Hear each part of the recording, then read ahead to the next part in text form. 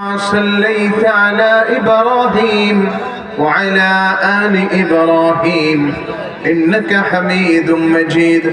اللهم بارك على محمد وعلى آل محمد كما باركت على إبراهيم وعلى آل إبراهيم إنك حميد مجيد. بلغ العلا بكماله كشف الدجى بجماله حسنت جميع خصاله صلوا عليه وآله.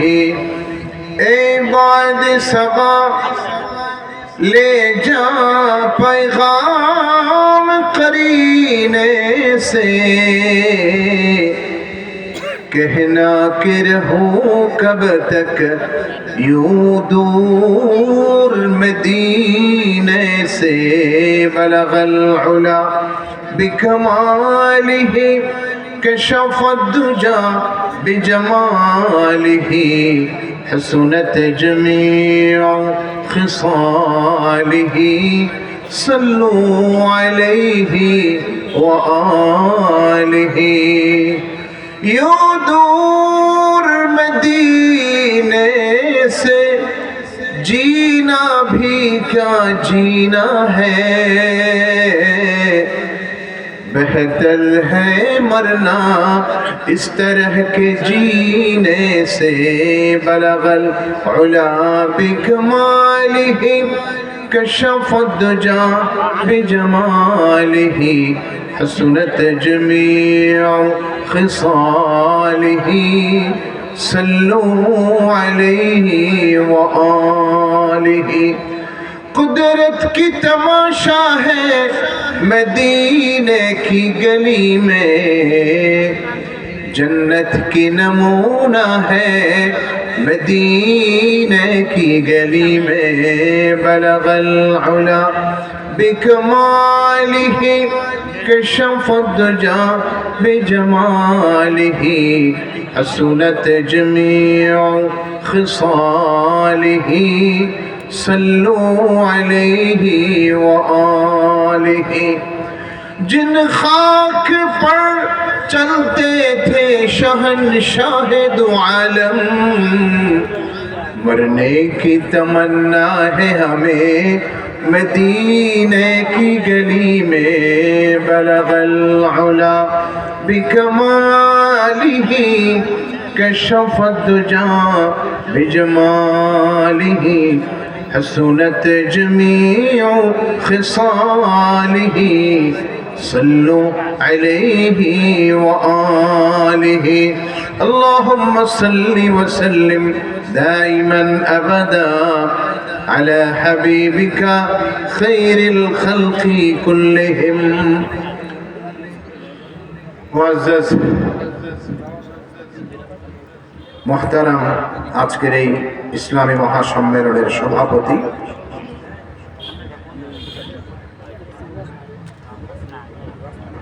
দেশের শীর্ষস্থানীয় উলামায়ে কেরাম যারা আজকে এখানে তশরিফ এনেছেন এবং সামনে যারা আসবেন, আমার সামনে বসা আছেন এই অঞ্চলের মুরব্বিয়ানে কেরাম সহ দিনদার আল্লাহ প্রেমিক নবী প্রেমিক যুবক ভাইরা এবং অন্যান্য সকল পর্যায়ের দ্বীনি ভাইরা পর্দার আড়াল থেকে শুনছেন আমাদের মুহতারামা মা বোনেরা। মহান আল্লাহ জাল্লা শানুহুর দরবারে কোটি কোটি শুকর, আল্লাহ আমাদেরকে আজকের এই সময়টাতে এই দিনটাতে আল্লাহর কোরআনের এই মাহফিলে দ্বীনের কথা, কোরআনের কথা, ঈমানের কথা শোনার জন্য অনেক বেশি জজবা নিয়ে, ভালোবাসা নিয়ে, আবেগ নিয়ে আজকে আমরা এই মাঠে একত্রিত হয়েছি। উলামায়ে কেরামের বয়ান শুনছি, কথা শুনছি এবং শুনতে থাকব। আল্লাহ পাক আমাদেরকে যে কবুল করেছেন, আমাদের এতটুকু আগ্রহ আমাদের অন্তরে পয়দা করে দিয়েছেন যে আমরা আল্লাহর কথা শুনবো, দ্বীনের কথা শুনে শুনে জীবনকে গর্ব কোরআনের পথে, এর জন্য আল্লাহ পাক যে আমাদেরকে তৈরি করে দিয়েছেন, এই জন্য মহান রবের দরবারে আমরা শুকরিয়া আদায় করে একবার বলি আলহামদুলিল্লাহ।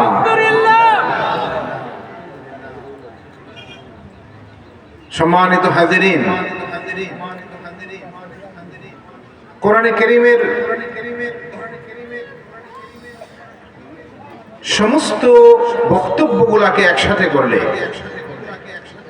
আল্লাহ রাব্বুল আলামিন মানব জাতিকে লক্ষ্য করে যে সমস্ত বিধান দিয়েছেন, আহকাম নাজিল করেছেন, যে সকল বিষয়ে তাদেরকে সাবধান করেছেন, সতর্ক করেছেন অথবা সুসংবাদ দিয়েছেন, সব কিছুকে সামনে আনলে দেখা যায় মানুষের মধ্যে দুইটা ভাগ হয়ে যাবে। এক ভাগ হবে যাদেরকে আল্লাহ বলছেন আবরার, আরেক ভাগ হবে যাদেরকে আল্লাহ বলছেন ফুজ্জার। এক ভাগ হয়ে যাবে ফরীকুন ফিল জান্নাহ ওয়া ফরীকুন ফিস সাঈর। যারা আবরার তারা চলে যাবে জান্নাতে, আর আরেক ভাগ ফরীকুন ফিস সাঈর যারা ফুজ্জার, এদেরকে আল্লাহ রাব্বুল আলামিন জাহান্নামের আগুনে নিক্ষেপ করবেন, তাদেরকে কঠিন আযাবের মধ্যে আল্লাহ পাক ফেলে দেবেন। এর মধ্যে আবরার যারা, আল্লাহর নেক বান্দা, প্রিয় বান্দা, আল্লাহর খুব মাহবুব যারা, অনেক বেশি আপন যারা, তাদেরকে আল্লাহ এক শব্দে বলেছেন আবরার। আল্লাহর নেক বান্দা যারা, পরহেজগার, আল্লাহওয়ালা, দিনদার। যদি আমরা এটাকে সামারি করে বলি এক শব্দে, সেটা হলো যারা আল্লাহর কোরআনকে একমাত্র আল্লাহর দেওয়া জীবন বিধান হিসেবে মানে, বিশ্বাস করে এবং আল্লাহর দেওয়া জীবন বিধানকে মেনে জীবন কাটাতে চায়। বাস্তব জীবনে আল্লাহর কোরআনের আইনগুলি, বিধানগুলি ব্যক্তি জীবনে, সমাজ জীবনে, রাষ্ট্রীয় জীবনে এটাকে কার্যকর করার জন্য, বাস্তবায়ন করার জন্য যারা সাধনা করে, সংগ্রাম করে, এর জন্য যারা জীবন কুরবানি করে, জীবনের সমস্ত কিছুকে যারা আরাম আইয়াসকে ত্যাগ করে আল্লাহর কোরআনের পক্ষে যারা কাজ করে, এরা হলো আবরার। আর যারা আল্লাহর কোরআনের বিপক্ষের শক্তি, যারা নামে যেই হোক না কেন কিন্তু কোরআন এবং কোরআনের শিক্ষাকে যারা অস্বীকার করে, ইনকার করে, আর বিরোধিতা করে, এরাই হলো ফুজ্জার। অতএব আমাদেরকে সিদ্ধান্ত নিতে হবে আমরা কোন দলে থাকব। আল্লাহর কোরআনের পক্ষের মানুষ যারা আবরার, নাকি কোরআনের বিপক্ষের মানুষ যারা ফুজ্জার? আমরা কোন দলে থাকব? কোরআনের পক্ষে না বিপক্ষে? কোরআনের পক্ষে আমরা থাকবো। ভাইরা আমার, জীবন যদি যায় যাক, সম্পদ খরচ হয়ে হোক, জীবনের যে কোনো কুরবানি লাগবে, আমরা তৈরি থাকবো। জীবনের শেষ মুহূর্ত পর্যন্ত আমরা আল্লাহর কোরআনের পক্ষেই থাকবো। আল্লাহ যতক্ষণ জীবনটা দিয়েছেন, জীবনের শেষ নিঃশ্বাস পর্যন্ত আমরা কোরআনের পক্ষে থেকেই আমাদের সমস্ত কাজ, সমস্ত অ্যাক্টিভিটিস, আমাদের সমস্ত কর্মকাণ্ড আমরা চালিয়ে যাব। আল্লাহ আমাদের তৌফিক দেন, জোরে বলেন আমিন। ভাইরা আমার, দুনিয়াতে যারাই আল্লাহর আসমানি কিতাবের পক্ষে যারা ছিলেন যুগে যুগে, আদম আলাইহিস সালাম থেকে শুরু করে শেষ নবী মুহাম্মদুর রাসূলুল্লাহ সাল্লাল্লাহু আলাইহি সাল্লাম পর্যন্ত যত মানুষ দুনিয়াতে এসেছেন, যারা আসমানি কিতাব যেগুলি ছিল, সর্বশেষ কিতাব কোরআনে কারীম, এর আগেও 4টি বড় কিতাব, শতাধিক সহিফা, 100-এর মতো সহিফা, আসমানি কিতাব আল্লাহ পাক যুগে যুগে নাজিল করেছেন। এর পক্ষে যারা ছিলেন তারাই ফরীকুন ফিল জান্নাহ, আর যারা এর বিপক্ষে ছিলেন ফরীকুন ফিস সাঈর, তাদেরকে আল্লাহ জাহান্নামের লাকড়ি বানাবেন। আর যারা আল্লাহর কিতাবের পক্ষে যারা জীবন কাটায় দিয়েছেন, তাদেরকে আল্লাহ জান্নাতের নিয়ামত দিয়া, এমন সব নিয়ামত আল্লাহ পাক প্রস্তুত করে রেখেছেন যা দুনিয়ার মানুষের পক্ষে কল্পনা করে সেখানে পৌঁছাও সম্ভব নয়। কোরআনে কারীমের সূরাতুদ দাহর এর কয়েকটি আয়াত আমি তেলাওয়াত করেছি। আল্লাহ রাব্বুল আলামিন শুরুতেই এখানে বলেছেন, ইন্নাল আবরারা ইয়াশরাবুনা মিন কাসিন কানা মিজাজুহা কাফুরা আইনান ইয়াশরাবু বিহা ইবাদুল্লাহি ইউফাজ্জিরুনাহা তাফজীরা। নিশ্চয়ই যারা আবরার, নেক বান্দা, আল্লাহর প্রিয় বান্দা যারা, তারা জান্নাতে কাফুর মিশ্রিত পানি, জান্নাতের পেয়ালার মাধ্যমে, স্বর্ণের পেয়ালা, রূপার পেয়ালা, দামি দামি পেয়ালার মধ্যে তারা কাফুর মিশ্রিত পানি পান করবে, যে কাফুর দুনিয়ার কাফুর নয়, বরং জান্নাতের কাফুর, যার খুশবু, যার সুগন্ধি, যার স্বাদ, যার মিষ্টতা, যার সৌন্দর্য পৃথিবীর কোনো মানুষের পক্ষে দুনিয়াতে বর্ণনা করে শেষ করা সম্ভব নয়। আল্লাহু আকবার। যারা আবরার হবে তাদের জন্য আল্লাহ বলছেন, প্রথম শুরু করেছেন এইভাবে, পান করবে, পানীয় থাকবে, কত রকমের পানীয়। فيها أنهار من ماء غير آسن وأنهار من لبن لم يتغير طعمه وأنهار من خمر لذة للشاربين وأنهار من عسل مصفى الله أكبر পানির নহর, দুধের নহর, মধুর নহর, শরাবের নহর, আল্লাহ নহর সমূহ জান্নাতি মানুষদের জন্য জারি করে দেবেন। সুবহানাল্লাহ। একটু কুরবানি লাগবে, সময় মতো আল্লাহর হুকুমগুলি মানতে হবে, জীবনের শেষ মুহূর্ত পর্যন্ত আল্লাহর কোরআনের পক্ষে কাজ করতে হবে। চোখ বন্ধ হওয়ার সাথে সাথে জান্নাতের নিয়ামতগুলি আমাদের চোখের সামনে ভাসতে থাকবে, বলি সুবহানাল্লাহ। কি বলেন, বিশ্বাস হয় কি হয় না? কোরআনের কথা চুল পরিমাণ অবিশ্বাস করার সুযোগ কি আছে? আল্লাহ কোরআনের প্রথম শব্দই বলেছেন, যালিকাল কিতাব লা রাইবা ফি, কোনো সন্দেহ করার কোনো সুযোগ নাই। সেই কিতাবের ভিতরে আল্লাহ বলে দিয়েছেন, আবরার যদি হও তাহলে শুরু হয়ে যাবে নিয়ামত। আল্লাহ পাক চারটা জায়গা কোরআনের, সূরা আলে ইমরানে এবং এই সূরা সূরাতুল ইনসান বা সূরাতুদ দাহরে, সূরাতুল মুতাফফিফিন এবং ইনফিতার, এই চারটি সূরায় এই আবরার শব্দটা ব্যবহার করেছেন। সূরা আলে ইমরানে সেখানে আল্লাহ দোয়া শিখাইছেন, যাতে যারা নেক মানুষ, কোরআনওয়ালা মানুষ, তাদের সাথে যেন আমরা থাকি, মৃত্যু যেন হয় কোরআনওয়ালা মানুষদের সাথে।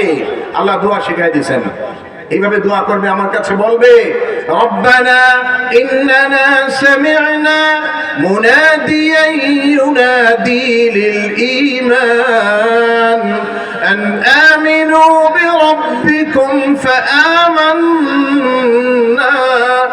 ربنا فاغفر لنا ذنوبنا وكفر عنا سيئاتنا وتوفنا مع الأبرار। আল্লাহ দোয়া শিখাইছেন, চমৎকার করে দোয়া শিখাই দিয়েছেন। হে আমাদের রব, আমরা শুনেছি একজন আহ্বানকারী আহ্বান করছেন, ডাকছেন, সামি'না মুনাদিয়ান ইউনাদি লিল ঈমান, একজন মুনাদি আহ্বানকারী, তিনি ঈমানের পথে মানুষকে ডাকছেন। কুলু লা ইলাহা ইল্লাল্লাহ তুফলিহুন, ঈমান আনো, আল্লাহ ছাড়া আর কোনো মাবুদ নাই, স্বীকার করো, বিশ্বাস করো, মুখ দিয়া বলো, বাস্তব জীবনে আমলের মাধ্যমে প্রমাণ করো আল্লাহ ছাড়া মাবুদ নাই। তুফলিহুন, সফল কাম হয়ে যাবে যদি ঈমানের সাথে গভীর বিশ্বাস নিয়ে, মজবুত ইয়াকিন নিয়ে বলতে পারো, মান ক্বালা লা ইলাহা ইল্লাল্লাহ দাখালাল জান্নাহ। ঈমানের সাথে, বিশ্বাসের সাথে, দৃঢ় মজবুত ইয়াকিনের সাথে বলতে পারো লা ইলাহা ইল্লাল্লাহ, এই কালেমা, এই ঈমান তোমাকে জান্নাতে নিয়ে যাবে। লা দাখালাল জান্নাহ। সুবহানাল্লাহ। আমরা শুনেছি একজন আহ্বানকারী ডাক দিচ্ছেন, সামি'না মুনাদিয়ান ইউনাদি লিল ঈমান। দুটো অর্থ মুনাদি, মুনাদি যিনি ডাকেন, এক হচ্ছেন স্বয়ং মুহাম্মদুর রাসূলুল্লাহ সাল্লাল্লাহু আলাইহি সাল্লাম, আর দ্বিতীয় আল্লাহ রাসূলের ওফাতের পরে কোরআন। কোরআন আমাদেরকে ডাকে সব সময় আল্লাহর পথে, ঈমানের পথে, দ্বীনের পথে, কুরবানির পথে, আল্লাহর জন্য সময় দেওয়ার জন্য, সম্পদ কুরবানি করার জন্য, জান কুরবানি করার জন্য কোরআন আমাদেরকে সব সময় ডাকছে, আহ্বান করছে, আসো আমার পথে আসো। তুমি যদি ফরিকুন ফিল জান্নাহ, দুইটা শ্রেণী হবে, দুইটা ভাগ হয়ে যাবে সেই দিন। তুমি যদি জান্নাতি মানুষদের ভাগে যেতে চাও, সেই অংশে তুমি থাকতে চাও, তাহলে আসো তুমি কোরআনের পথে। কোরআন আমাদেরকে ডাকছে প্রতিনিয়ত, প্রতিদিন, প্রতি মুহূর্তে আমাদেরকে আহ্বান করছে। সামি'না মুনাদিয়ান ইউনাদি লিল ঈমান আন আমিনু। তোমরা ঈমান আনো তোমাদের রবের প্রতি, তোমাদের রবের ডাকে সাড়া দাও। তোমাদের রব ডাকছেন, নামাজের সময় হয়ে গেছে, আসো এবার যোহরের নামাজ পড়তে হবে। হাইয়া আলাস সালাহ, হাইয়া আলাল ফালাহ। জওয়ানের পরে সূর্য হেলে যাওয়ার পরে যোহরের ওয়াক্ত শুরু হয়। মুয়াজ্জিন আযান দিয়েছেন, আসো চলে আসো। এখন খেতে আছো, খামারে আছো, দোকানে আছো, কাজে আছো, অফিসে আছো, 10 মিনিটের জন্য বন্ধ রাখো তোমার কাজ। অফিস, ক্ষেত, খামার 10 মিনিট বন্ধ। এখন 4 রাকাত ফরজ নামাজ, এর সাথে সুন্নতগুলি আদায় করে যে কয়টা মিনিট লাগে একটু সিজদা করো, আবার তোমার কাজে ফিরে যাও। ডাক দিয়েছেন কে? আল্লাহ ডাক দিয়েছেন। এই ডাকে যারা সাড়া দিতে পারে তারা কামিয়াব, তারা সফল কাম। আবার আসর হয়েছে, আবার মাগরিব, আবার এশা। রাতে ঘুম যাও, আরাম করো, বিশ্রাম করো। রাতটাও দিয়েছি তোমার ক্লান্তি দূর করার জন্য। আলাম নাজআলিল আরদা মিহাদা ওয়াল জিবালা আওতাদা ওয়া খালাকনাকুম আজওয়াজা ওয়া জাআলনাল লাইলা লিবাসা ওয়া জাআলনান নাহারা মাশা। রাত দিয়েছি আরামের জন্য, বিশ্রামের জন্য। দিন আমি দিয়েছি কাজকর্ম করার জন্য। দোকান করো, ব্যবসা করো, মিল ফ্যাক্টরি চালাও, ক্ষেত খামার চালাও, কাজ করো, সময় মতো হাজিরা দাও আমার দরবারে। রাত যখন ঘনিয়ে আসে আরাম করো, বিশ্রাম করো। রাতের শেষ প্রহরে, রাতের শেষ প্রহরে যখন মুয়াজ্জিনের কণ্ঠে তুমি শুনবে আসসালাতু খায়রুম মিনান নাওম, আসসালাতু খায়রুম মিনান নাওম। আর ঘুম নয়, ঘুমের সমাপ্তি এখন হবে। এখন ভোরের পাখিরা জেগে উঠেছে, কিচির মিচির শব্দ শুরু করে দিয়েছে। আমরা ঘুমাই ঠিকই, কিন্তু রাত 4টার পরে আপনি কান পেতে শুনবেন সমস্ত পাখিগুলি, পৃথিবীর সমস্ত পাখিগুলি তারা আল্লাহর তাসবিহ করতে শুরু করে দেবে। আল্লাহু আকবার। ألم تر أن الله يسبح له من في السماوات والأرض والطير صافات كل قد علم صلاته وتسبيحه। আল্লাহ বলছেন আসমান জমিনের সবকিছুই আমার তাসবিহ করে, আমার গুণকীর্তন করে। এমনকি উড়ন্ত পাখি কুল যারা আকাশে উড়ে উড়ে যায়, ওরাও আমার প্রশংসা করে, ওরাও আমার তাসবিহ করে। কুল্লুন কাদ আলিমা সালাতাহু ওয়া তাসবিহা। প্রতিটি প্রাণী জানে তার সালাত, তার তাসবিহ কি, এটা সবাই জানে। যার যার অনুযায়ী, যার যার অবস্থা অনুযায়ী সবাই আমার তাসবিহ এবং সালাত করছে, আমার প্রশংসা তারা করছে, করেই চলেছে। ওই মানুষ, তুমি আশরাফুল মাখলুক, তুমি সৃষ্টির সারা, তুমি শেষ নবীর উম্মত, আখির নবীর উম্মত, তুমি কোরআনের অনুসারী, তুমি কোরআনের একজন খাঁটি অনুসারী হয়ে তুমি কি করে ঘুমিয়ে থাকো? তুমি আল্লাহর নবীর উম্মত হয়ে কেমন করে তুমি রাত পার করে দাও? ঘুমের মধ্যে সূর্য উঠে যায়, 8টা বেজে যায়, লম্বা সময় পার হয়ে যায়, তোমার ঘুম ভাঙে না। এটা হতে পারে না।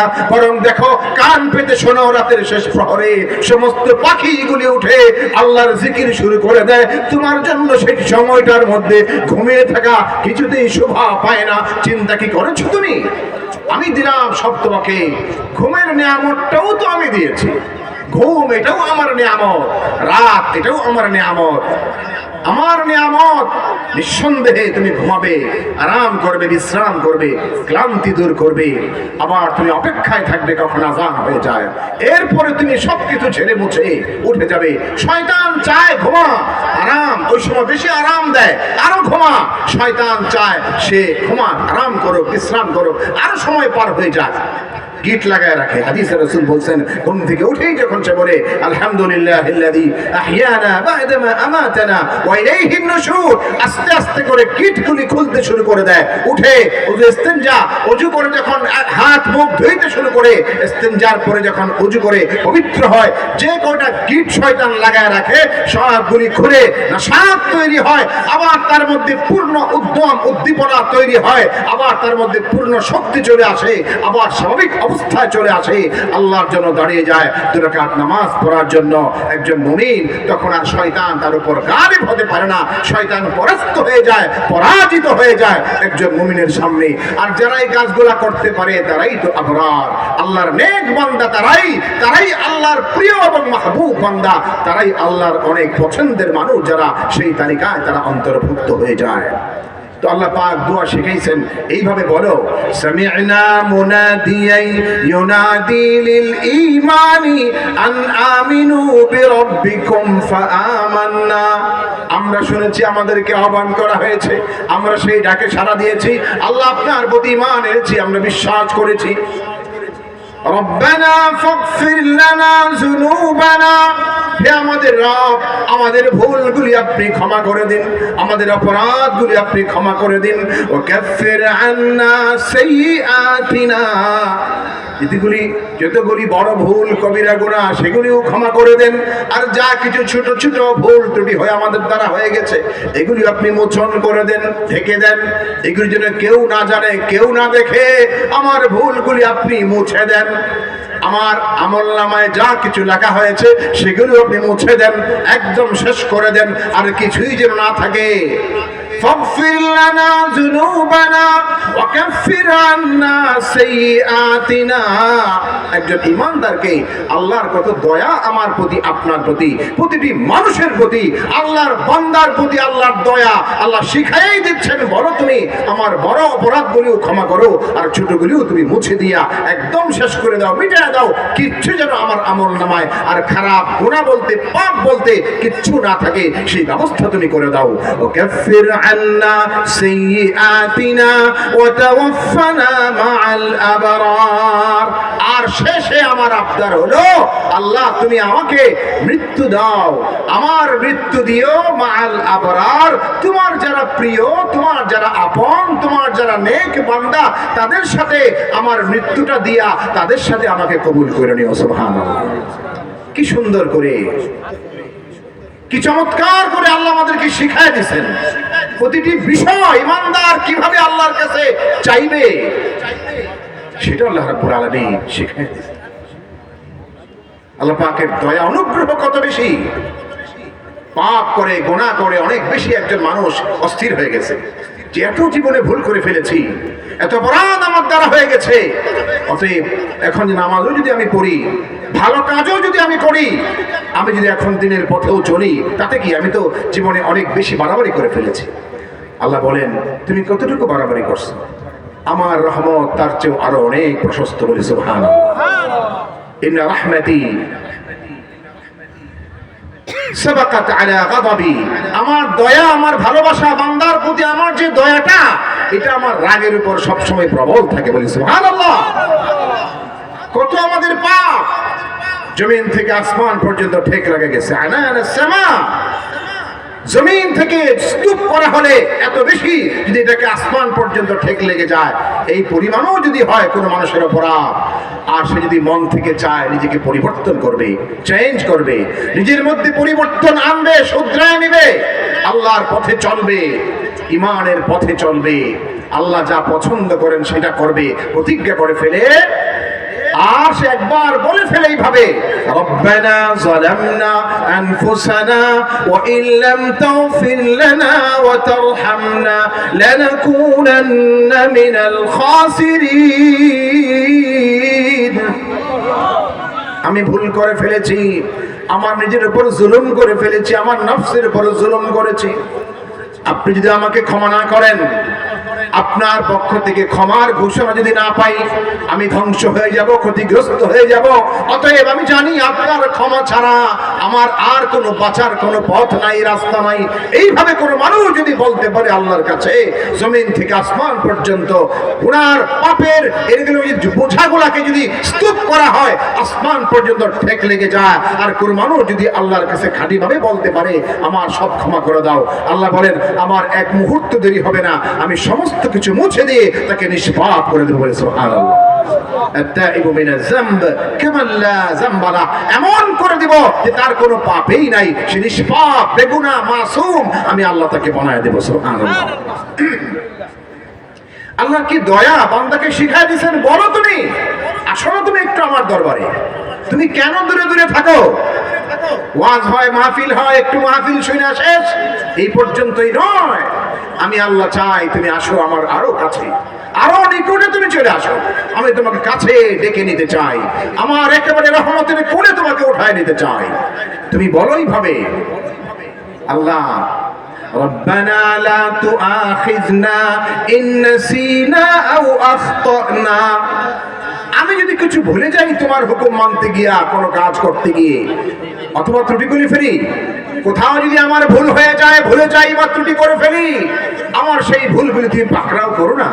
আল্লাহ পাক শিখায় দিচ্ছেন, বলো বান্দা আমার কাছে এইভাবে বলো, এই ভাষায় বলো, এই ভঙ্গিতে বলো, এই ঢঙে আমার কাছে তুমি বলতে শুরু করে দাও। لا تؤاخذنا إن نسينا أو أخطأنا ربنا ولا تحمل علينا إصرا كما حملته على الذين من قبلنا। আমাদের পূর্ববর্তী উম্মতের উপর, জাতির উপর যেরকম বুঝা কঠিন কঠিন বিষয় তুমি দিয়েছিলে, এত কঠিন বিষয়, কঠিন হুকুম আমাকে তুমি দিও না, কঠিন কোন বুঝা আমার উপর চাপিয়ে দিও না। ربنا ولا تحملنا ما لا طاقة لنا به واعف عنا واغفر لنا وارحمنا أنت مولانا فانصرنا على القوم الكافرين। আল্লাহ শিখায় দিয়েছেন, বলো তুমি এইভাবে আমার কাছে, আমার যেটা শক্তি নাই, ক্ষমতা নাই, এমন কিছু আমার উপর দিও না যেটা আমি পারবো না। আল্লাহ আমার সাধ্যের মধ্যে তুমি আমার জন্য এমন সব হুকুম বিধান আমাকে দাও যেগুলো আমি করতে পারি। যদি বিপদও আসে, বিপদটা যেন এমন মাত্রায় আসে যেটা আমি নিজেকে সহ্য করতে পারি। আল্লাহ এমন কঠিন কোন বিপদ, এমন কঠিন কোন পরীক্ষার মুখোমুখি আমাকে করো না যেটা আমার পক্ষে সেখানে সবর করা, ধৈর্য ধারণ করা সম্ভব হবে না। আমার জন্য দুনিয়ার কোনো কিছুকেই কঠিন করে দিও না আল্লাহ, তুমি সহজ করে দাও। দেখেন আল্লাহ শিখায় দিচ্ছেন, ওয়াফু আন্না, ক্ষমা করে দাও, মাফ করে দাও, ওয়াগফির লানা ওয়ারহামনা, আমাদের প্রতি দয়া করো, আনতা মাওলানা, তুমি আমাদের মাওলা, তুমি আমাদের অভিভাবক, ফানসুরনা আলাল কওমিল কাফিরিন। কাফের সম্প্রদায়, কোরআনের বিপক্ষের শক্তি যারা, কাফেরদের সাথে আমরা আমাদের শক্তি দিয়া আমরা এটা বলি না, বাহাদুরি করি না যে আমরা পারবো। আমরা চাই আপনার সাহায্য, আপনার সাহায্যের মদদ আসলে কোরআনের বিপক্ষের শক্তি যত বড়ই হোক না কেন, তাদের শক্তি যত বিশাল বিরাট যাই হোক না কেন, আপনার সাহায্য আসলে পৃথিবীর বড় থেকে বড় শক্তি পরাজিত হতে বাধ্য হবে। আল্লাহর সাহায্য আসলে পৃথিবীর সমস্ত কোরআন বিরোধী অপশক্তি দুনিয়া থেকে বিলীন হয়ে যাবে, নিশ্চিহ্ন হয়ে যাবে। আমরা আপনার সাহায্য চাই বলে, ঠিক কিনা? আল্লাহর সাহায্যে ঈমানদাররা বিশ্বাস করে এবং এর উপর তারা ভরসা রাখে। ফানসুরনা আলাল কওমিল কাফিরিন। আজকের দুনিয়াতেও, আজকের পৃথিবীতেও, সব যুগেই কারুন, হামান, ফেরাউন, সাদ্দাত ছিল, সেই চরিত্রগুলো এখনো দুনিয়াতে আছে। এখনো এক শ্রেণীর মানুষ যারা নিজেদেরকে ফেরাউন মনে করে, সাদ্দাত মনে করে, হামান মনে করে, কারুন মনে করে, সেই চিন্তার মানুষগুলি দুনিয়াতে আছে। কিন্তু আল্লাহ পাক এটাও বলে রাখছেন, হ্যাঁ আমি সাহায্যের মদদ কোরআনওয়ালা মানুষ তারাই, তাদেরকে আমি করব যদি তারা আমার কাছে আসতে পারে, নিঃশর্তভাবে আমার কাছে আত্মসমর্পণ করতে পারে, আমার কাছাকাছি এসে যেতে পারে, আমার রহমতের ছায়াতলে তারা আশ্রয় নিতে পারে, তাহলে পৃথিবীর কোন শক্তি তাদের উপর চড়াও হতে পারবে না। আমি আল্লাহ আমার রহমত দ্বারা তাদেরকে পরিবেষ্টন করে আমি আল্লাহ তাদেরকে হেফাজত করব বলি সুবহানাল্লাহ। আল্লাহ পাকের ওয়াদা আছে। আমার ভাইরা, সাহাবায়ে কেরাম রাদিয়াল্লাহু আনহুমের জীবন আমাদের সামনে আছে, খুদ আল্লাহ নবীর জীবন আমাদের সামনে আছে। مستهم البأساء والضراء وزلزلوا حتى يقول الرسول والذين آمنوا معه متى نصر الله। অবস্থা এই হয়েছে, কঠিন থেকে কঠিন অবস্থা যখন সামনে আসছে, একটার পর একটা মুসিবত, একটার পর একটা আক্রমণ, হামলা, দুশমনী, ষড়যন্ত্র, চক্রান্ত কাফের বেদিনদের পক্ষ থেকে, তখন খুদ আল্লাহ রাসূল সাল্লাল্লাহু আলাইহি সাল্লাম, সাহাবায়ে কেরাম রাদিয়াল্লাহু আনহুম তারা এক পর্যায়ে বলতে শুরু করেছেন, মাতা নাসরুল্লাহ, তাহলে আল্লাহর সাহায্য আমরা কখন পাবো?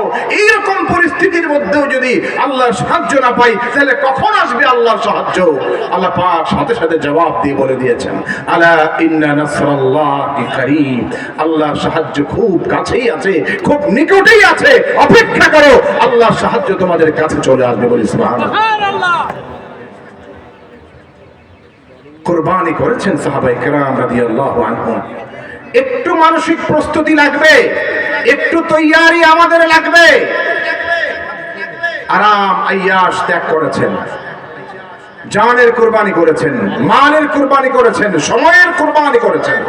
এরপরও তারা হকের উপর, ইমানের উপর, সত্যের উপর উলামায়ে কেরাম, হাক্কানি আলেম উলামা, সাহাবায়ে কেরাম, তাবেঈন, তবে তাবেঈন, পরবর্তী যুগের আইম্মায়ে কেরাম সেভাবে যেভাবে কোরআনের ব্যাখ্যা দিয়েছেন, যেভাবে সহিহ উলামাগণ সহিহ শিক্ষা এবং তালিম, দ্বীনের সহিহ তালিম যেভাবে দিয়েছেন, সেটাকে জানার জন্য, মানার জন্য তারা জীবনের সবকিছু কোরবান করেছেন। এরপরেও কোনো বাতিলের সাথে, নাহকের সাথে, অন্যায়ের সাথে কোনো রকমের কোনো সীমা লঙ্ঘন যারা করে, বাড়াবাড়ি যারা করে এবং কোরআনের হাদিসের অপব্যাখ্যা যারা করে, এদের সাথে কোনোদিন আপোষ করেন নাই। কথা বলেন ঠিক না? এটা এখনো করা যাবে না। এখনো সমস্যা আছে সমাজে, নানা রকমের ষড়যন্ত্র আছে, চক্রান্ত আছে। কোরআন হাদিসের অপব্যাখ্যাকারী এখনো সমাজে আছে না নাই? এই দুনিয়াতে আছে না নাই? আছে। সাবধান থাকতে হবে, সতর্ক থাকতে হবে। ঈমানওয়ালা মানুষদেরকে অপব্যাখ্যা আছে, থাকবে, থাকলেও আমাদেরকে বুঝতে হবে, আমাদেরকে সাহাবায়ে কেরাম থেকে শুরু করে খুদ আল্লাহ নবী সাল্লাল্লাহু আলাইহি সাল্লাম থেকে শুরু করে পরবর্তী যুগের সাহাবায়ে কেরাম থেকে শুরু করে আজ পর্যন্ত সহিহ সনদে, সহিহ তরিকায় আমাদের কাছ পর্যন্ত ঈমান ইসলামের যে সহিহ শিক্ষাগুলি হাক্কানি উলামায়ে কেরাম এই পর্যন্ত, এই যাবত, এই দুনিয়ার এই সময় পর্যন্ত আমাদের কাছে যেভাবে কোরআনের শিক্ষাগুলি পৌঁছেছে, আমাদেরকে এটাকেই ধরে থাকতে হবে, আঁকড়ে ধরতে হবে কোরআনকে, আঁকড়ে ধরতে হবে রাসূলের সুন্নাহকে, ইসলামের শিক্ষাগুলোকে। তাহলে বাতিলরা লাফন অনেক কিছু করবে, অনেক চক্রান্ত করবে, কিন্তু এরপরেও আমাদের কোনোই ক্ষতি করতে পারবে না ইনশাআল্লাহ। আমরা ঈমান নিয়ে আছি, ঈমান নিয়ে থাকবো এবং ঈমান নিয়েই আমরা কবর পর্যন্ত যাব ইনশাআল্লাহ। ভাই আমার, বলছিলাম কুরবানি করেছেন সাহাবায়ে কেরাম রাদিয়াল্লাহু আনহুম। এত বেশি কুরবানি যার নজির দুনিয়াতে তাদের পরে আর কেউ দেখাতে পারেনি, আর কেউ পারে নাই। মক্কা থেকে শুরু করেছেন কুরবানির সিলসিলা ধারা। মক্কার প্রথম জীবনে যখন ইসলামের সূচনা, কোরআনের নুজুল যখন শুরু হয়েছে, তখন থেকে শুরু করে সাহাবায়ে কেরাম রাদিয়াল্লাহু আনহুম একটার পর একটা জুলুম অত্যাচারের শিকার হয়েছে। হযরত মুসআব ইবনে উমাইর রাদিয়াল্লাহু আনহু, হযরত জাফর ইবনে আবি তালিব রাদিয়াল্লাহু আনহু যুবক ছিলেন, যুবক। যৌবনের শুরুতেই তারা যখন ইসলাম কবুল করেছিলেন, গোপনে আল্লাহর কোরআন তেলাওয়াত করতেন, গোপনে নামাজ আদায় করতেন। হযরত মুসআব ইবনে উমাইর ধনীর দুলাল ছিলেন, তার বাবা ছিলেন বিরাট সম্পত্তির মালিক, বিরাট ব্যবসায়ীর সন্তান। চুপি চুপি নামাজ পড়তেছেন, দেখে ফেলেছে কাফের বেঈমানরা, দেখে তাদের গার্ডিয়ানের কাছে বলে দিছে, তারা ধরে নিয়ে গেছে, তাকে বন্দী করে রেখেছে। কষ্টের পর কষ্ট সহ্য করতে না পেরে হিজরত করলেন, মক্কায় থাকলেন না। একটা কাফেলা চলে গেল আবিসিনিয়ায়, সেখানে হিজরত করে চলে গেলেন তারা। হযরত জাফর ইবনে আবি তালিব রাদিয়াল্লাহু আনহু তিনিও হযরত জাফর সহ একটা কাফেলা চলে গেছেন কোথায়? আবিসিনিয়ায় হিজরত করে। মক্কায় থাকতেই পারছে না তারা। সেখানে গিয়ে ভাবলেন যে নিরিবিলি থাকবো, এখানে আমাদেরকে কেউ কোনো ক্ষতি করতে পারবে না, আমরা ঠিকঠাক মতো আমল করব, আল্লাহর কোরআন পড়বো, নামাজ পড়বো, তাসবিহ পড়বো, আমল করবো, নেক আমলের মধ্য দিয়ে জীবনটা কাটায় দিব। যখন তারা সময় পার করছিলেন, দেখলেন অল্প কয়েকদিন যাইতে না যাইতেই আবার মক্কা থেকে একদল দুষ্কৃতিকারী, জালেম, ষড়যন্ত্রকারী মক্কার বড় বড় লিডারদের একটা কাফেলা চলে গেছে আবিসিনিয়ার বাদশার কাছে, নাজ্জাশীর কাছে গিয়া বলতেছে, মক্কা থেকে আমাদের কিছু যুবক, আমাদের বংশের মানুষ, গোষ্ঠীর মানুষ, এরা না বুঝে আমাদের সাথে বিদ্রোহ করে আমাদের দেশ থেকে পালায়া তোমার দেশে আশ্রয় নিয়েছে। এই যুবকগুলো আসলে এদের সঠিক বুঝ নাই, এরা উল্টা পাল্টা করে। এরা তোমার দেশে থাকলে পরে, তোমার এলাকায় থাকলে পরে তোমার এলাকা নষ্ট হয়ে যাবে, এখানে ফাসাদ ছড়াবে, এখানে নানা রকমের সমস্যা তৈরি হবে। এরা আসলে ভালো নয়, এদেরকে আমাদের হাতে উঠায় দাও, এদেরকে ফেরত নিয়ে মক্কায় আমরা চলে যাব, এরা তোমার দেশে আশ্রয় নিয়েছে। আচ্ছা বলেন, তাই নাকি? যদি এটাই হয়ে থাকে তাহলে আমি শুনতে চাই যারা আমার দেশে আশ্রয় নিয়েছে মানুষগুলা এরা কি আসলেই বেকুব নাকি খারাপ নাকি দুষ্ট, এটা আমাকে বুঝতে হবে, জানতে হবে। ঢাকা হলো মুসলমানদের কাফেলা, সবাই আসলেন। মুসাব ইবনে উমাইর রাদিয়াল্লাহু আনহু সহ, হযরত জাফর ইবনে আবি তালিব রাদিয়াল্লাহু আনহু সহ কিছু সংখ্যক মহিলা সহ 50 জনের মতো কাফেলার যারা ছিলেন বাদশাহর দরবারে ডাকা হলো, বলা হলো আসো আমার সামনে, তোমাদের থেকে শুনতে চাই তোমরা মক্কা থেকে পালিয়ে আমার দেশে কেন আশ্রয় নিয়েছো, কারণটা কি বলো তোমরা। তোমাদের বিরুদ্ধে অভিযোগ তোমরা নাকি মক্কার জীবনে অনেক রকমের অন্যায় করে অপরাধ করে দেশ থেকে পালিয়ে আমার দেশে আশ্রয় নিয়েছো। আসলে তোমাদের কাজ কি, পরিচয় কি, তোমাদের ভিশন কি, মিশন কি, লক্ষ্য কি, কেন তোমরা আসছো আমার কাছে স্পষ্ট করে বলো। মুসলমানদের পক্ষ থেকে বলা হলো আমাদের সকলের পক্ষ থেকে একজন কথা বলবেন, আমাদের সবার পক্ষ থেকে একজন যা বলবেন সেটাই আমাদের সবার বক্তব্য। বাদশাহ বলে ঠিক আছে। বাদশার লোকজন সবাই বসা, মন্ত্রী পরিষদ বসা, রাষ্ট্রের গুরুত্বপূর্ণ মানুষগুলি বসা, মক্কার থেকে যারা অভিযোগ নিয়ে আসছে মক্কার লিডাররা তাদেরকেও ডাকা হয়েছে, তারাও সামনে বসা। বলেন মুসলমান যুবক যারা তোমাদের মধ্যে থেকে একজন দাঁড়াও। দাঁড়াইলেন হযরত জাফর, 25 বছর বয়সের যুবক হযরত জাফর। তিনি দাঁড়াইয়া বললেন হ্যাঁ আমি বলতে চাই আমরা মুসলমান, আমরা ইমানদার, আমরা মুমিন। সামি'না মুনাদিয়াই ইউনাদি লিল ঈমান আন আমিনু বিরাব্বিকুম ফাআমান্না। একজন মুনাদি আসলেন, একজন আহ্বানকারী আসছেন মক্কা, তিনি এসে বললেন আল্লাহর প্রতি ঈমান আনো, কাজে তাহলেই তোমরা কামিয়াব হতে পারবে, সফল হতে পারবে। এক আল্লাহকে মানবে, আল্লাহর উপর যে কোরআন নাজিল হয় সেই কোরআনের কথাগুলি মানবে, তাহলেই তোমরা কামিয়াব হয়ে যেতে পারবে। আমরা বিশ্বাস করলাম সেই রাসূলকে, আমরা বিশ্বাস করলাম তার উপর আনিত কোরআনকে, তার উপর কিতাব নাজিল হয় সেই কিতাবের উপর বিশ্বাস করলাম আমরা। আর যেই না আমরা সেই নবী মুহাম্মদ সাল্লাল্লাহু আলাইহি সাল্লামকে মানতে শুরু করলাম, তার উপর যে অবতীর্ণ হয় কোরআন সেই কোরআনের কথাগুলি মানতে শুরু করলাম, আমাদের উপর অত্যাচারের স্টিম রোলার চালানো হলো। আমাদের ক্ষেত খামার নিয়ে গেল, আমাদের সহায় সম্পদ নিয়ে গেল, আমাদেরকে দিনের পর দিন আটকে রাখে, নির্যাতন করে, নিপীড়ন করে, এদের জুলুম সহ্য করতে না পেরে মক্কার ভূমি ছাইরা, মাতৃভূমি ছাইরা, বাড়িঘর ছাইরা, সহায় সম্পদ ফেলে রেখে আপনার দেশে আমরা অসহায়ের মতো আশ্রয় নিয়েছি, আর কোনো কিছু না। এটাই হলো আমাদের সেখান থেকে আসার কারণ। বাদশা জিজ্ঞেস করে তোমাদের নবী তোমাদেরকে কি শিক্ষা দেন, কি বলেন তিনি? আমাদের নবী বলেন এক আল্লাহকে মানতে হবে, তার সাথে শিরিক করা যাবে না। তিনি আমাদেরকে নামাজ পড়তে বলেন, তিনি আমাদেরকে পিতামাতার খেদমত করতে বলেন, তিনি আমাদেরকে মানুষের উপকার করতে বলেন, মানুষের কল্যাণ করতে বলেন। মানুষের সাথে দুর্ব্যবহার করা যাবে না, সবার খায়ের এবং কল্যাণ চাইতে হবে, সেই শিক্ষা আমাদেরকে তিনি দেন। মানুষের উপর জুলুম করা যাবে না, সেই শিক্ষা তিনি আমাদেরকে দেন, তাই নাকি? এই যদি হয় তোমাদের নবীর শিক্ষা, তাহলে তোমার নবীর উপর যে কিতাব নাজিল হয় তোমরা বলেছো, সেই কিতাব, সেই যে আসমানি ওহী, সেই ওহী কি তোমাদের কারো কাছে কিছু আছে, জানা আছে? তোমরা কি বলতে পারো, শোনাতে পারো আমাকে কোরআনের ওহীর কোন অংশ কি তোমাদের জানা আছে কারো?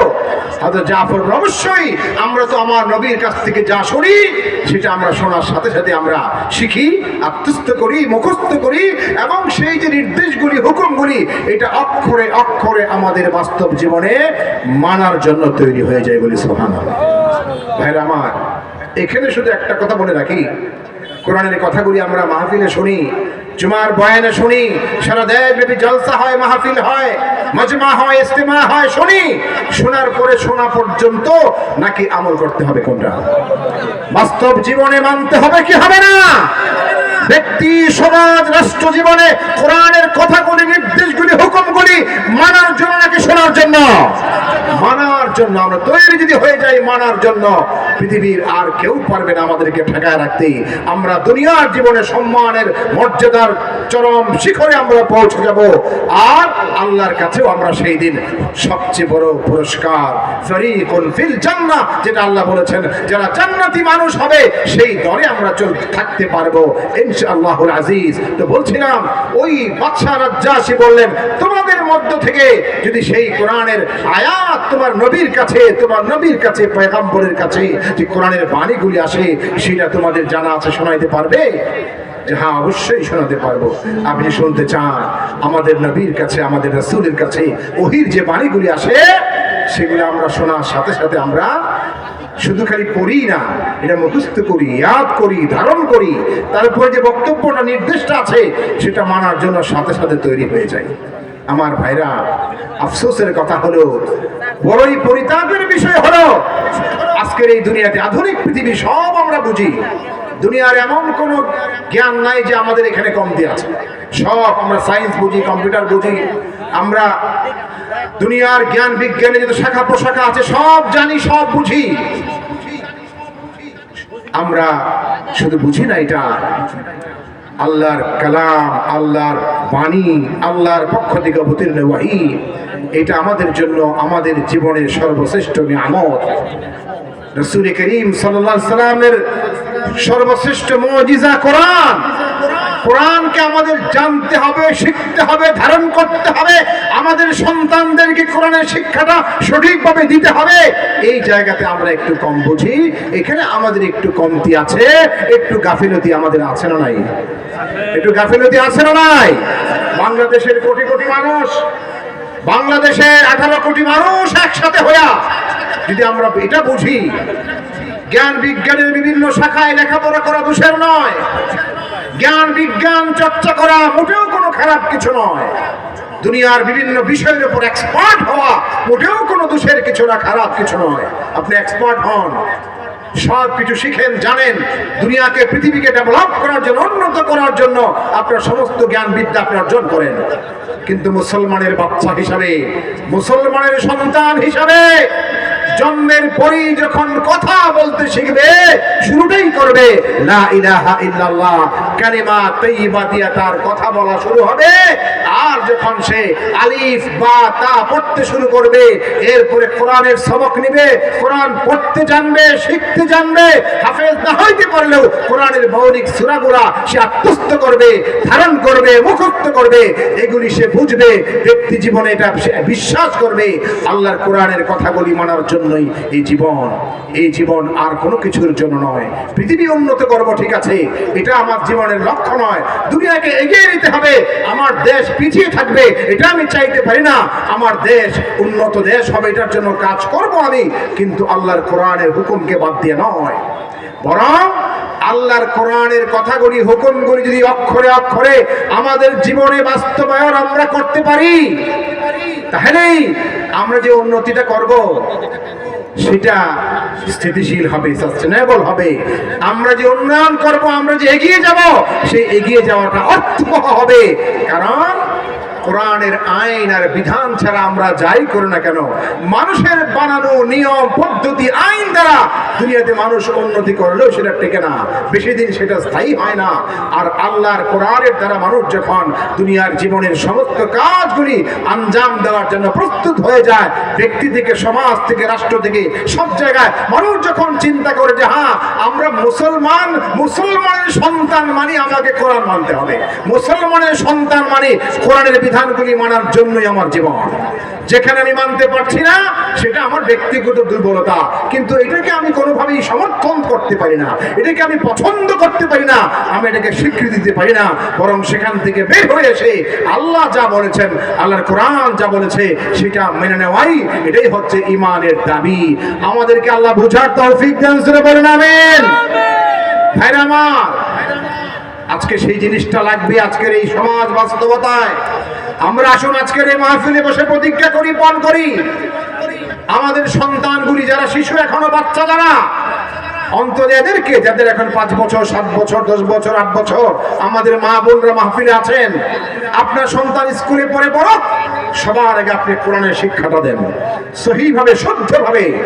আপনি জানেন আরব দেশে তাদের মধ্যেও নানা রকমের আমলের কমতি সব দেশে আছে, সব এলাকার মানুষের মধ্যে আছে, কিন্তু আপনি এখনো যদি সৌদি আরব যান, আশপাশের কোনো একটা মুসলিম কান্ট্রিতে যান, দেখবেন সাধারণ নাগরিক, একেবারে খেটে খাওয়া মানুষ, শ্রমিক, ফ্যাক্টরিতে কাজ করে, ড্রাইভার, সেই একটা ড্রাইভার, একটা সাধারণ খেটে খাওয়া মানুষ আল্লাহর কোরআনকে যে সুন্দর করে পড়তে পারে এবং কোরআনের হুকুম তার সামনে আসলে পরে সে আর কোনো বাইরে ডাইরেক্টলি চিন্তা করে না। আল্লাহ যদি এটা হুকুম হয়ে থাকে, তাহলে আমার এখানে বাইরে চিন্তা করার সুযোগ কি? আল্লাহ কোরআন যা বলছে সেটা মানার জন্য তৈরি। গত বছর উমরা সফরে গেলাম, মক্কা মদিনা থেকে বদরের যে ময়দান যেখানে যুদ্ধ হয়েছিল, বদরের ময়দানটা এখনো আছে, সেই জায়গাটা, সেই পাহাড়গুলি আছে যেখানে ফেরেশতারা নেমে আসছিলেন আসমান থেকে। আসমান থেকে ফেরেশতাদের বাহিনী যে পাহাড়ের উপর নেমে আসলেন, সেখান থেকে ময়দানে এসে আল্লাহ বলেন কাফেরদেরকে আঘাত করতে থাকো, ফাদরিবু ফাওকাল আনাক ওয়াদরিবু মিনহুম কুল্ল বানান, এদের গর্দানে আর জোড়ায় জোড়ায় আঘাত করো। ফেরেশতারা, মানুষ দেখলো চোখের সামনে সাদা পোশাকের ফেরেশতারা নেমে আসলো আর এদের উপর আঘাত করছে, কচু কাটার মতো লাশ পড়তে শুরু করেছে। আল্লাহ সরাসরি ফেরেশতারা ময়দানে নেমে আসছে। সেটা কি কাল্পনিক কথা না কোরআনের কথা? আপনাদের কি বিশ্বাস হয় এটা কি আল্লাহর কথা? বিশ্বাস হয় কি হয় না? বিন্দু মাত্র যদি সন্দেহ থাকে, ঈমানের থাকার কোনো সুযোগ নাই। আল্লাহ পাক কোরআনে বলছেন আমি পাঠিয়ে দিয়েছি ফেরেশতাদের জামাত, তারা আসছে, আইসা মুসলমান মাত্র 313 জন। তাদেরকে সেই সময়ে তাদেরকে টিকে থাকতে হবে, আর টিকে থাকার জন্য ব্যবস্থা এটাই ছিল, আল্লাহর পক্ষ থেকে আল্লাহ ফেরেশতা পাঠিয়ে দিয়েছেন।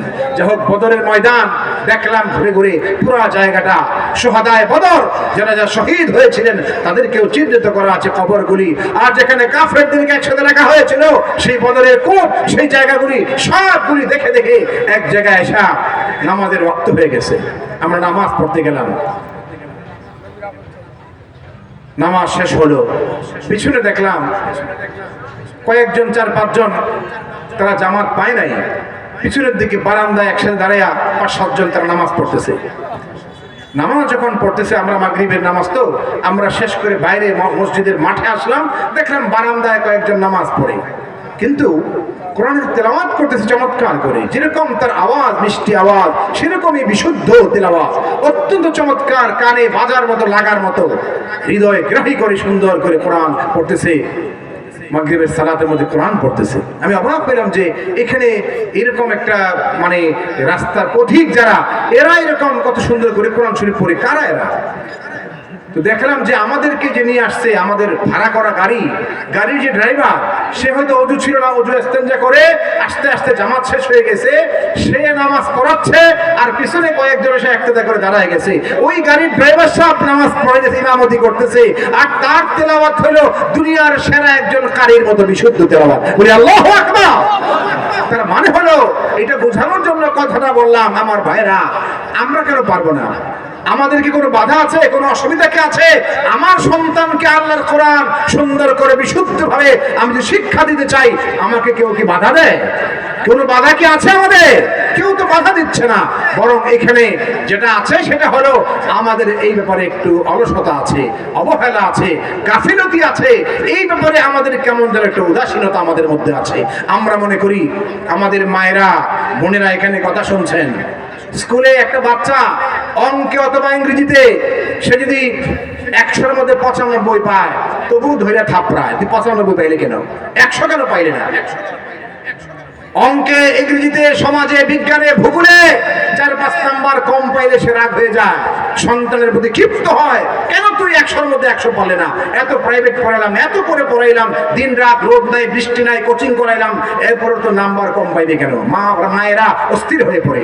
আমার মায়েরা বোনেরা ভালো করে শুনে রাখেন, অঙ্ক, ইংরেজি, সমাজ, বিজ্ঞান, ভূগোল আপনি পড়ান, আমরা তো বলছি না যে এটা কোনো অসুবিধা, পড়াবেন, কিন্তু এর চেয়েও আরো বেশি গুরুত্ব দিয়ে পড়াবেন আপনি কোরআন। কথা বলেন ঠিক কিনা?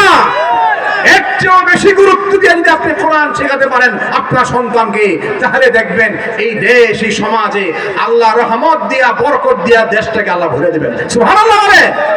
ولو أن أهل القرى آمنوا واتقوا لفتحنا عليهم بركات من السماء والأرض ولكن كذبوا فأخذناهم بما كانوا يكسبون الله বলেন, যদি দুনিয়ার মানুষ একটা এলাকার জনপদের বসতির কথা, বাসিন্দাদের কথা আল্লাহ বলতে গিয়ে বলছে, এই জনপদের বাসিন্দারা সবাই যদি ঈমানওয়ালা হয়ে যেত আর নেক আমলওয়ালা হয়ে যায়, আমানু ওয়াত্তাকাউ, তাকওয়াওয়ালা হয়ে যায়, অর্থাৎ এক কথায় কোরআনওয়ালা যদি হয়ে যায়, যাদের মধ্যে কোরআন থাকে তারাই ইমানদার হয়, তারাই মুত্তাকি হয়। কোরআনের শিক্ষায় শিক্ষিত যদি হয়ে যায়, আল্লাহ পাকের ওয়াদা আছে, আল্লাহ বলেন ওই জাতির জন্য, ওই কওমের জন্য, ওই এলাকার মানুষের জন্য আসমান জমিনের বরকতের সমস্ত দরজাগুলি আমি আল্লাহ খুলে দেব। সুবহানাল্লাহ বলেন। আল্লাহ পাকের ওয়াদা হলো আসমান জমিনের বরকতের সমস্ত দরজা আল্লাহ খুলে দিবেন। বিজাতিদের কাছে, বিদেশীদের কাছে হাত না পাইতাও আল্লাহ এমন সব, আপনি দেখেন আজকাল আফগানিস্তানের খবর নিয়ে দেখেন, বেশি দূরে যাওয়ার দরকার নাই। ওই দেশ যুদ্ধ মানে বিধ্বস্ত একটা দেশ, নানা রকমের বছরের পর বছর, যুগের পর যুগ হাজার হাজার টন বোমা ফালাইয়া দেশটাকে ধ্বংস করে দিয়েছে। আমেরিকা, রাশিয়া একটার পর একটাদের উপর অত্যাচার করেছে, কিন্তু তারা সব কিছু মরতে রাজি, কিন্তু ঈমান ছাড়তে রাজি না।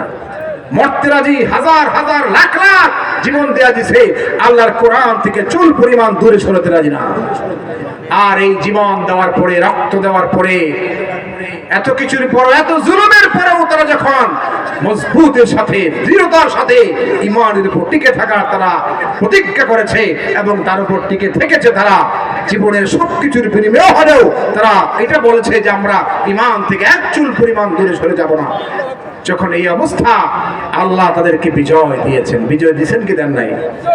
আস্তে আস্তে বলেন কেন, বিজয় দিয়েছেন কি দেন নাই? পৃথিবীর পরাশক্তি, বর্তমান দুনিয়ার সবচেয়ে বড় শক্তি আমেরিকা, এর আগে রাশিয়া, সবাই পালাতে বাধ্য হয়েছে, তাদের সাথে পেরে ওঠে নাই, তারাই বিজয়ী হয়েছে। এবং ওই দেশে যেখানে মানুষ, পৃথিবীর মানুষ মনে করেছে না খায়া মরবে, এরা দুর্ভিক্ষ দেখা দেবে, এদেরকে নানা রকমের এদের উপর আপনার সত্যারোপ করা হয়েছে, বিভিন্ন রকমের বিভিন্ন দিক থেকে কন্ডিশনের মধ্যে রেখে এদেরকে ব্যবসা বাণিজ্য সব দিক থেকে বন্ধ করে দিয়ে এরা যেন না খেয়ে মরে সেসব ব্যবস্থা দুনিয়ার মোড়লরা সবকিছুই করেছে। কিন্তু আল্লাহ রাব্বুল আলামিনের কুদরত, এটাই দুনিয়াবাসীর কাছে আল্লাহ পাক বারবার দেখান, একটু চোখ মেলে তাকাও, একটু খেয়াল করো, লক্ষ্য করো। আজকে আফগানিস্তানে আপনি গিয়ে দেখবেন সেখানে খাদ্যের অভাব নাই, ঔষধের অভাব নাই, তাদের জনস্বাস্থ্যের কোনো ঝুঁকি নাই, তাদের স্বাভাবিক লাইফ, এবং যত দিন যাচ্ছে তাদের মানে মুদ্রার মান দিন দিন বাড়ছে, তাদের সম্পদ দিন দিন বাড়ছে, ফসলে বরকত, ক্ষেত খামারে বরকত, তাদের সমস্ত কলকারখানায় বরকত, জমিনে বরকত, আসমানে বরকত। আল্লাহ পাক বরকতের দরজাগুলি এবং পাতালের নিচে, জমিনের নিচে অফুরন্ত খনিজের খনিজ পদার্থ এবং খনিজ সম্পদের আল্লাহ পাক ভান্ডারগুলি খুলে দিয়েছেন। জোরে বলি আল্লাহু আকবার। দুনিয়ার পৃথিবীর মানুষের কাছে আল্লাহ এই নগদ উপমা উদাহরণ তো দুনিয়ার মানুষের কাছে রেখেই দিয়েছেন। আমরা কেন আমরা দূরে যাব? আইনা তাযহাবুন, যাচ্ছ কোথা তোমরা? কোন পথে তোমরা চলছো? কোরআনের পথে আসলে পরে আমি যে বরকতের দরজা খুলে দেই, সেটা তোমাদের চোখের সামনেই উদাহরণ আছে। এরপরেও যাও তোমরা, পালাও কোথায়? কোন দিকে তোমরা ছুটছো? হে দুনিয়ার মুসলিম যুবকরা, হে মুসলিম নারীরা, মুসলিম বিভিন্ন বয়সের দিনদার ভাইরা, আল্লাহর কোরআনের পথ থেকে তোমরা কোন দিকে ছুটে চলছো? যেতে চাও কোথায়? আসো কোরআনের পথে চলে আসো, আসো কোরআনের ছায়া চলে আসো, আসো তোমরা জিলালের কোরআন, কোরআনের ছায়ার নিচে চলে আসো। সময় ঐক্যবদ্ধ হও, আর বিভক্তি নয়, আর এত ভেদাভেদ নয়। আল্লাহ বারবার বলছেন এত বিভক্তি নয়, একসাথে হও। يا أيها الذين آمنوا اتقوا الله حق تقاته ولا تموتن إلا وأنتم مسلمون واعتصموا بحبل الله جميعا ولا تفرقوا إيمان درا আসো সবাই আল্লাহকে ভয় করো আর একসাথে হয়ে আল্লাহর রজ্জুকে আঁকড়ে ধরো, আলাদা হয়ে যেও না, বিচ্ছিন্ন হয়ে যেও না। এই কথা যে এই আয়াতের তরজমা আমরা সবাই জানি, এটা কি কিয়ামত পর্যন্ত খালি শুনবই নাকি মানার জন্য? এটা আপনারা কথা বলেন, শোনার জন্য নাকি মানার জন্য? আমরা আল্লাহর নির্দেশকে মানার জন্য কারা কারা তৈরি আছে? হাত তুলে দেখায়। দুনিয়ার মুসলমান, বাংলার 18 কোটি মুসলমান আল্লাহর কোরআনের রজ্জুকে আঁকড়ে ধরে সবাই ঐক্যবদ্ধ হওয়ার জন্য তৈরি হও। আল্লাহ তৌফিক দেন বলে আমিন। আমাদেরকে ঐক্যবদ্ধ হতে হবে, ভেদাভেদ ভুলে গিয়ে কোরআনকে আঁকড়ে ধরে দুনিয়ার বাংলাদেশের সমস্ত মুসলমানকে ঐক্যবদ্ধ হওয়া লাগবে। আল্লাহর রহমতের দরওয়াজা, আল্লাহ পাকের বরকতের দরজাগুলি আল্লাহ আমাদের জন্য উন্মুক্ত করে দেবেন, এই ওয়াদা আমাদের জন্য আছে। বলছিলাম সেই কথা, আমাদের সন্তানদের কোরআন শেখাতে হবে। এই জন্য সাহাবায়ে কেরাম রাদিয়াল্লাহু আনহুম সেই বাদশা নাজ্জাশী সামনে বললেন, একজন সাহাবী দাঁড়ালেন, হযরত জাফর বলেন, আমি শোনাবো তোমাকে কোরআন, তুমি শুনবে? বাদশা যে হ্যাঁ, তোমার নবীর কাছে যে কোরআন অবতীর্ণ হয়, যে কোরআন শুনে শুনে তোমরা তোমাদের বাপ দাদার ধর্ম ত্যাগ করেছ, তোমরা সম্পদ ত্যাগ করেছ, পরিবার পরিজন আত্মীয় স্বজন জীবনের সমস্ত মায়া সবকিছু ত্যাগ করে আল্লাহর পথে হিজরত করে মক্কা থেকে আবিসিনিয়ায় চলে আসছো। কি সেই কোরআন, কি সেই জাদু এর মধ্যে আছে? আমি একটু শুনতে চাই, তোমার কাছে কি আছে সেটা? তোমার নবীর কাছে যে কোরআন অবতীর্ণ হয়, সেই কোরআনের কিছু অংশ তুমি কি আমাকে শোনাতে পারো? হযরত জাফর তাইয়ার রাদিয়াল্লাহু আনহু এবার পড়তে শুরু করলেন সূরা মারিয়াম থেকে। যেহেতু তারা খ্রিস্টান ছিল, খ্রিস্টানদের বিষয়ে হযরতে মারিয়াম আলাইহিস সালাম এবং মারিয়াম আলাইহিস সালামের সন্তান ঈসা আলাইহিস সালাম সম্পর্কে আল্লাহ বিস্তারিত বর্ণনা দিয়েছেন সূরা মারিয়ামের মধ্যে। সে কারণে সেই সূরা থেকেই পড়তে শুরু করলেন হযরত জাফর বাদশার সামনে। আল্লাহর কোরআনের সেই অংশ থেকেই তিনি তিলাওয়াত করতে শুরু করে দিলেন। ওয়াযকুর ফিল কিতাবি মারইয়াম ইদিন তাবাদাত মিন আহলিহা মাকানান শারকিয়্যা فاتخذت من دونهم حجابا فأرسلنا إليها روحنا فتمثل لها بشرا سويا قالت إني أعوذ بالرحمن منك إن كنت تقيا قال إنما أنا رسول ربك لأهب لك غلاما زكيا قالت أنى يكون لي غلام ولم يمسسني بشر ولم أك بغيا قال كذلك قال ربك هو علي هين ولنجعله آية للناس ورحمة منا وكان أمرا مقضيا الله أكبر। এর চেয়েও কোটি কোটি গুণ সুন্দর করে আল্লাহর কোরআন যখন তিনি শোনাতে শুরু করলেন, বাদশা নাজ্জাশী এবং তার আশেপাশে যারা ছিল কোরআন শুনে শুনে, কোরআনের আয়াতগুলি শব্দগুলি শুনে শুনে তাদের কি অবস্থা হয়েছিল আল্লাহ কোরআনের অন্য আয়াতে বর্ণনা দিয়েছেন। ওয়াইযা সামিউ মা উনজিলা ইলার রাসূলি তারা আয়ুনাহুম তাফীদু মিনাদ দাম'a মিম্মা আরাফু মিনাল হক। চোখ থেকে পানি পড়তেছিল, পানির ফোয়ারা, পানি চোখ থেকে গড়িয়ে গড়িয়ে পড়ে চেহারা ভিজে বুক ভেসে যাচ্ছিল পানিতে। আল্লাহর কোরআন, এই যদি হয় কোরআন, যে কোরআনের কারণে যুবক গোলা দেশ ছাইরা, জীবনের সবকিছু ছাইরা, তাদের সহায় সম্পদ ছেড়ে পালায় এই দেশে আশ্রয় নিয়েছে, এদের বিরুদ্ধে অভিযোগ নিয়ে আসছে আজকে, এই যদি হয় তাদের নবীর কাছে অবতীর্ণ কোরআন, তাহলে এই বাদশা নাজ্জাশী বলতে শুরু করে দিয়েছে, হ্যাঁ এই কোরআন হক এবং সত্য, আমিও মনে করি তোমাদের নবী সত্য, তোমাদের কোরআন সত্য, তোমরা আমার দেশেই থাকবে, তোমাদেরকে কেউ কোনো ক্ষতি করতে পারবে না। বলি আল্লাহু আকবার। সেই কোরআন কি আজও আছে নাকি বদলায় গেছে? আপনারা কি মনে করেন আছেন? আছেন। কোরআন একটা অক্ষর, একটা শব্দ কিয়ামত পর্যন্ত কেউ কি বদলাতে পারবে? পারবেও না, কেউ চেষ্টা করলেও পারবে না। পৃথিবীর সমস্ত শক্তিমান মানুষগুলি একসাথে হয়ে চেষ্টা করলেও আল্লাহর কোরআন একটা হরফকে, একটা জের জবরকে কেউ চেঞ্জ করতে পারবে না। যারা চেঞ্জ করতে চাইবে ওরা বদলে যাবে, ওরা নিশ্চিহ্ন হয়ে যাবে, ওরা ধুলায় মিশে যাবে। কোরআন থাকবে, কোরআন আছে এবং কোরআন থাকবে আমার ভাইরা। কাজে আসুন, আমাদের একটাই আবদার আজকের এই মাহফিল থেকে, আমাদের আর এই ব্যাপারে কোনো উদাসীনতা, কোনো রকমের গাফিলতি করা, এই ব্যাপারে আমাদের কোন রকমের কোন নিজেদের থেকে কোনো মানে অবহেলা করা কোনোভাবেই সেটা উচিত নয়, কাম্য নয়, আমাদের জন্য শোভনীয় নয়। আমার সন্তানকে, আমার যুবক যুবতী, আমার ছেলেকে, মেয়েকে, আমার ভাইকে, আমার বোনকে কোরআনের তালিমটা দিতে হবে, কোরআনের সবকটা দিতে হবে। যারা শিশু এখনো, যারা বাচ্চা, আর যারা শুদ্ধ করে আল্লাহ কোরআন শিখে প্রথমে, তারপরে কোরআনের অর্থ মর্ম বুঝে তারা যেন কোরআন ওয়ালা মানুষ হয়ে জীবন গড়ে। এবং আল্লাহর কাছে আবরার যারা দুইটা শ্রেণী, একটা হলো আবরার আর একটা ফুজ্জার। ফুজ্জার হলো ইন্নাল ফুজ্জার লাফি জাহিম, এদের জন্য আল্লাহ জাহান্নাম প্রস্তুত করে রেখেছেন। আর ঈমানদারদের জন্য আল্লাহ রাব্বুল আলামিন জান্নাতের নিয়ামত রাজি আল্লাহ পাক প্রস্তুত করে রেখেছেন। সেই নিয়ামতগুলি দুনিয়ার মানুষ দেখে নাই।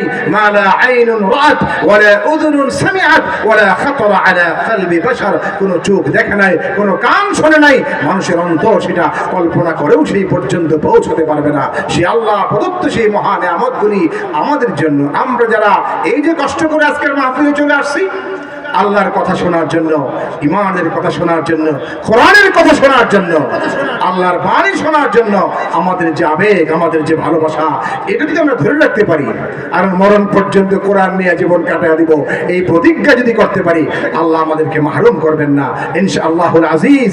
আল্লাহ আমাদেরকে জান্নাতে আমাদের সবাইকে একসাথে করবেন। আমরা সবাই আবার দুনিয়াতে যেরকম মাহফিলে, দিনী মাহফিলে যেরকম আমরা একসাথে হই, আবার বৃদ্ধ বনিতা আমরা একসাথে যেরকম একসাথে হই আল্লাহর কোরআন শোনার জন্য, আমরা ঠিক একইভাবে দুনিয়াতে কোরআন শুনে শুনে, কোরআন পড়ে পড়ে, কোরআনের কথাগুলি মেনে মেনে জীবন কাটিয়ে দিব। আবার জান্নাতে আমরা সবাই একসাথে হব, জুড়ে বলি ইনশাআল্লাহ। আমরা আবার সবাই জান্নাতে একসাথে হব। আল্লাহ আমাদের সবাইকে তৌফিক দান করুন, বলি আমিন, আল্লাহুম্মা আমিন। ওয়া আখিরু দাওয়ানা আলহামদুলিল্লাহি রাব্বিল আলামিন।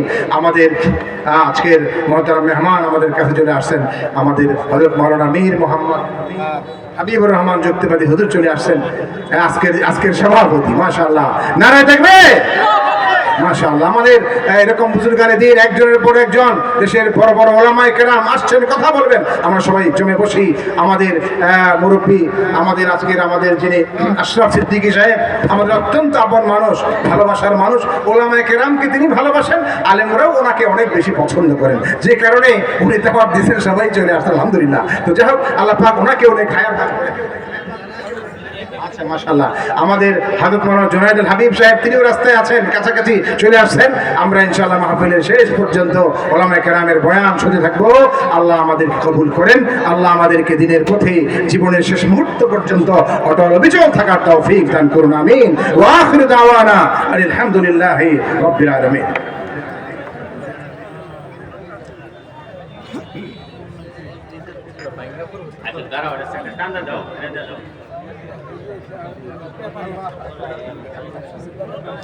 দেখে পরে না জানি স্ট্যান্ডটা।